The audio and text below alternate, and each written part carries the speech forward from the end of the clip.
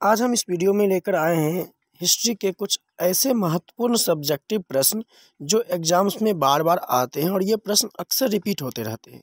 इन प्रश्नों का मैं आंसर बताने वाला हूं और आप यदि चाहें तो इसका पीडीएफ भी प्राप्त कर सकते हैं हमारे टेलीग्राम पर जुड़कर। उसका नाम है तथागत साइंस एकेडमी। इसका लिंक मैं डिस्क्रिप्शन में दे दूँगा या आप टेलीग्राम पर सर्च कर सकते हैं। तो जिसमें से पहला प्रश्न है, राष्ट्रवाद क्या है? तो राष्ट्रवाद का मतलब समझिए क्या होता है। तो राष्ट्रवाद का मतलब क्या होता है, किसी परिप्रेक्ष्य में अपने राष्ट्र से प्रेम करना, मतलब अपने राष्ट्र के प्रति प्रेम भावना को हम क्या कहते हैं, राष्ट्र। यदि इसका डिफिनीशन इतना लिखने से तो नंबर नहीं मिलेगा, 2 नंबर। यदि इसका फुल डिफिनीशन लिखना चाहते हैं तो इस तरह हम लिख सकते हैं कि क्या, कि राष्ट्रवाद आधुनिक राजनीतिक जागृति का क्या है, प्रतिफल है। यह एक ऐसी भावना है, क्या कहता है, राष्ट्रवाद एक ऐसी भावना है जो किसी विशेष भौगोलिक सांस्कृतिक परिवेश में रहने वाले लोग में एकता की वाहक बनती है, अथवा हमारे देश के प्रति प्रेम भावना को ही क्या कहते हैं हम, राष्ट्रवाद। तो इस तरह से आप एग्जाम्स में नंबर लिख सकते हैं। मतलब इस तरह से यदि आप आंसर लिखते हैं तो आपको भर भर के नंबर दिया जाएगा। अगला प्रश्न है जो बहुत बार रिपीट हो चुका है, कहता है वियना सम्मेलन क्या है? तो वियना सम्मेलन क्या है, तो समझे, सबसे पहले समझे क्या होता है कि ऑस्ट्रिया का जो चांसलर है मेटरनिक, इसने मतलब बुर्बो वंश की पुनर्स्थापना के लिए ऑस्ट्रिया की राजधानी वियना में एक सम्मेलन किया था। उसी को हम क्या कहते हैं, वियना सम्मेलन।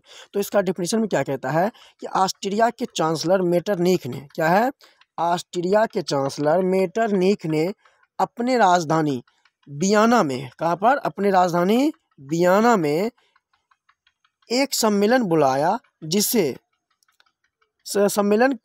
जिसे वियना सम्मेलन कहते हैं। इसका मुख्य उद्देश्य क्या था, बुर्बो वंश की पुनर्स्थापना। याद कर लीजिएगा, एग्जाम्स में प्रश्न आता है कि वियना सम्मेलन के द्वारा किस वंश की पुनर्स्थापना की गई थी। याद कर लीजिएगा, बुर्बो वंश की पुनर्स्थापना।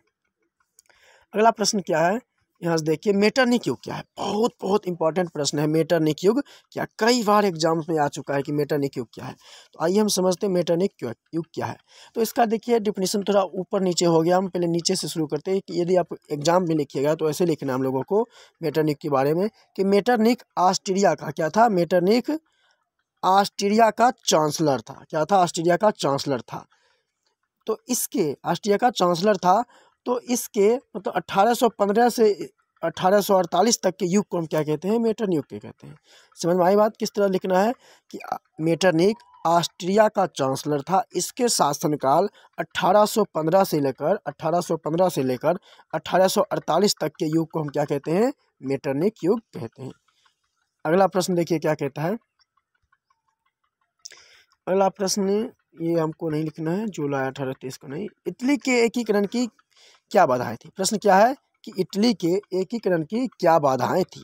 बहुत बहुत महत्वपूर्ण प्रश्न है कि इटली के एकीकरण की बाधाएं क्या थी। तो लिखना है, इटली के एकीकरण में मुख्य बाधाएं ऑस्ट्रिया और फ्रांस का हस्तक्षेप था तथा 300 से अधिक छोटे छोटे भाग्यों में विभक्त था, जहां अलग अलग धर्म एवं जाति थे, जिसके कारण इसकी एकीकरण संभव करना और भी मुश्किल था। तो ये प्रश्न कई बार आ चुका है, इसमें से सबसे मतलब ज़्यादा रिपीट हुआ यही प्रश्न। उसके बाद मेटरनिक युग कई बार आ चुका है एग्जाम में। तो अगला प्रश्न देखिए क्या कहता है, मेजनी कौन था? तो मेजनी के बारे में पूछा जाता है कि इसका संबंध किससे था। ऑब्जेक्टिव पूछा जाता है कि मेजनी का संबंध किससे था। तो मेजनी का संबंध किससे था, गुप्त दल कार्बोनरी से। याद कर लीजिएगा, मेजनी का संबंध किससे था, गुप्त दल कार्बोनरी से। तो इसका देखिए डिफिनीशन हमें किस तरह एग्जाम में लिखना है। तो मेजनी क्या था, मेजनी साहित्यकार, गणतांत्रिक विचारों का समर्थक और योग्य सेनापति था। इसका संबंध गुप्त दल कार्बोनरी से था। किससे था, गुप्त दल कार्बोनरी से था।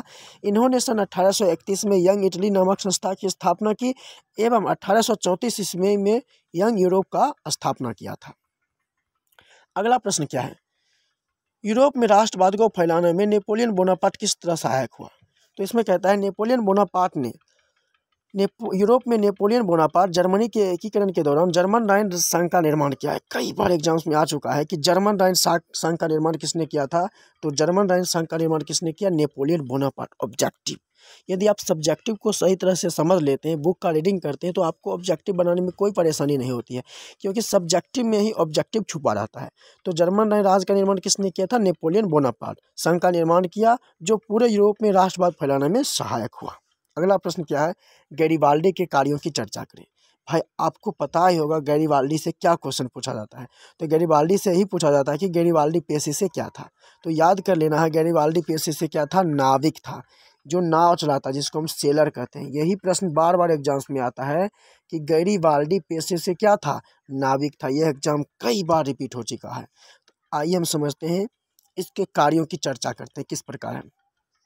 इसमें कहता है गैरिबाल्डी पेशे से एक नाविक था जो मेजनी के विचार का समर्थक था। इन्होंने दक्षिणी इटली के जीते हुए क्षेत्र को बिना किसी संधि के विक्टर एमेनुअल को सौंप दिया और खुद शासक बनने से इनकार कर दिया। वह अपनी सारी संपत्ति राष्ट्र को समर्पित कर इस एक साधारण किसान के भांति जीवन जीने की ओर अग्रसित हुआ।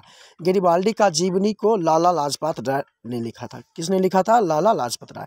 इससे यही एक प्रश्न पूछा जाता है कि गैरिबाल्डी से पेशे से क्या था, एक नाविक था। भर भर के प्रश्न आता है कि गैरिबाल्डी पेशे से क्या था, नाविक। अगला प्रश्न देखिए क्या कहता है, जर्मनी के एकीकरण की बाधाएं क्या थी। तो आइए समझते क्या होता है। इसमें कहता है बिस्मार्क कूटनीतियों के कारण ऑस्ट्रिया के साथ युद्ध में तटस्थ नहीं पा रहा था। इसके कूटनीति के कारण जर्मनी का एकीकरण संभव नहीं था। प्रशा का शासक विलियम प्रथम अपना नेतृत्व करते हुए संभालते हुए राजस्व सिद्धांत के द्वारा जर्मनी का एकीकरण बिस्मार्क के लिए संभव नहीं था। तो इस तरह से कई प्रश्न हैं जो एग्जाम्स में बार बार रिपीट होते हैं। तो आज के लिए बस इतना ही। आप चाहे तो इस चैनल को सब्सक्राइब करके रख सकते हैं। धन्यवाद।